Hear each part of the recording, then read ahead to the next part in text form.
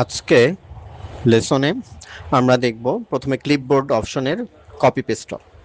Copy করার জন্য আমরা একটি লাইন সিলেক্ট করব, তারপর কপি বাটনে চাপ দেব। এরপর আমি যে লেখাটা যেখানে বসাতে চাই সেখানে ক্লিক করব। ক্লিক করে পেস্ট বাটনে আমরা কি করব, চাপ দেব। তাহলে দেখব যে ওই লেখাটি কপি হয়ে গেছে। আমি যতবার পেস্ট বাটনে চাপ দেব ততবার লেখাটি আমার আর লিখতে হবে না, হুবহু তৈরি হয়ে যাবে। এবার আমরা কাট অপশন শিখব। আমরা আই লাভ মাই কান্ট্রি লাইনটা সিলেক্ট করলাম, কাট বাটনে চাপ দিলাম, সাথে সাথে লাইনটা কেটে যাবে। এখন আমরা লাইনটা যেখানে বসাতে চাই সেখানে গিয়ে ক্লিক করব এবং পেস্ট বাটনে চাপ দেব। দেখলাম আমরা নিচ থেকে লাইনটা কেটে নিয়ে উপরে নিয়ে বসালাম। এটা কাটের কাজে ব্যবহৃত হয়। একইভাবে যদি আমরা কাট করে আমরা বসাতে পারি, আবার উপরের লাইনটা আমরা সিলেক্ট করলাম, কাট বাটনে চাপ দিলাম, লাইনটা কেটে গেল। সবার শেষ লাইনে এসে ক্লিক করে পেস্ট বাটনে চাপ দিলাম, উপর থেকে লাইনটা কেটে নিচে এসে বসে গেল। তো আমরা কাট কপির কাজটা শিখলাম। এবার আমরা ফন্ট কাজ শিখব। আই লিভ ইন নারায়ণগঞ্জ, এই লাইনটা সিলেক্ট করলাম। এখন আমরা ফন্ট থেকে ক্যালিবারির ফোটা অপশনে সিলেক্ট করে আমরা যেই লেখার ডিজাইনটা সিলেক্ট করব, যেই ফন্টে সিলেক্ট করব সেই ডিজাইন হয়ে যাবে। এরপর আমরা লেখার সাইজ পরিবর্তন করব। আমরা 12 ফোটার পাশে চাপ দিলাম, সাইজ পরিবর্তন করে 16 দিলাম, বড় হয়ে গেল। ঠিক একই সাইজ পরিবর্তন করা যায় পাশে বড় এ, এটা দিয়ে বড় হবে, ছোট এতে চাপ দিলে অক্ষরগুলো ছোট হতে থাকবে। তারপরে নিচে বি বাটন দেখতে পাচ্ছি, বোল্ড, লেখাটা একটু গাঢ় হয়ে যাবে। আবার চাপ দিলে আগের মতো নর্মাল। আই চাপ দিলে ইটালিক বাঁকা হবে, আবার চাপ দিলে নর্মাল সোজা হয়ে যাবে। ইউতে চাপ দিলে লেখার নিচে আন্ডারলাইন বসবে, আবার ইউতে চাপ দিলে আন্ডারলাইনটা উঠে যাবে। আবার যদি লেখাটার মধ্যে আমরা একটা ক্রস দাগ দিতে চাই, এবিসি ক্রসে ক্লিক করব, আবার এবিসি ক্রসে চাপ দিলে উঠে যাবে।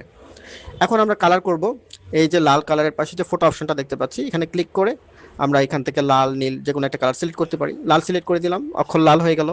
এটার পাশে আরেকটা আছে, এটা ব্যাকগ্রাউন্ড কালার সিলেক্ট করার জন্য আমরা এই ব্যাকগ্রাউন্ড কালার অপশনে গিয়ে ব্যাকগ্রাউন্ড কালার সিলেক্ট করে দিলাম, পিছনে ব্যাকগ্রাউন্ড কালার ব্ল্যাক হয়ে গেল। এভাবে আমরা লেখার ডিজাইন, কালার, সাইজ চেঞ্জ করতে পারি।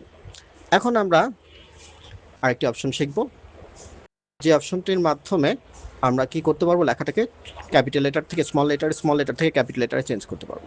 তো আমরা এই যে ক্যাপিটাল লেটার চেঞ্জ করে ফেললাম, এই বড় এ ছোট এ অপশনে গিয়ে আবার লোয়ার কেস দিলাম, এটা স্মল লেটার হয়ে গেল।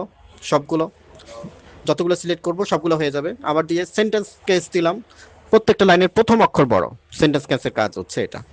আবার যাব আমরা ক্যাপিটালাইজ ইচ ওয়ার্ড, তাহলে শব্দের প্রত্যেকটার প্রথম অক্ষর বড় হবে, এটা হচ্ছে ক্যাপিটালাইজ ইচ ওয়ার্ড। তারপর ওই অপশনে আমরা আরেকটা পাবো শেষে, টুগল কেস, প্রথম অক্ষর ছোট বাকিগুলো বড়। এভাবে কখনো আমরা লিখি না, তাই আবার আমরা সেন্টেন্স কেস করে দিলাম। এভাবে আমরা ক্যাপিটাল লেটার, স্মল লেটার পড়তে পারি।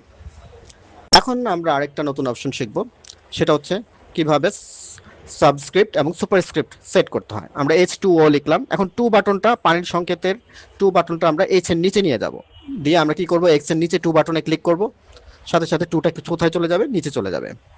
ঠিক একইভাবে এখন আমরা এ স্কোয়ার বি স্কোয়ার লিখতে চাই, তাহলে আমরা কি করব, A2 প্লাস B2 লিখব। লেখার পরে আমাদের টু সিলেক্ট করতে হবে, প্রথম টুটা আমরা সিলেক্ট করব। সিলেক্ট টু করে আমরা কি করব, এক্স এর উপরে যে স্কোয়ার সেই বাটনে ক্লিক করব, দেখবো যে আমরা এর উপরে স্কোয়ার হয়ে গেছে। ঠিক একইভাবে বি এর পাশে যে টু সেটা সিলেক্ট করব, একইভাবে এক্স এর স্কোয়ারে ক্লিক করব, দেখবো যে আমাদের বি স্কোয়ার অপশন হয়ে গেছে।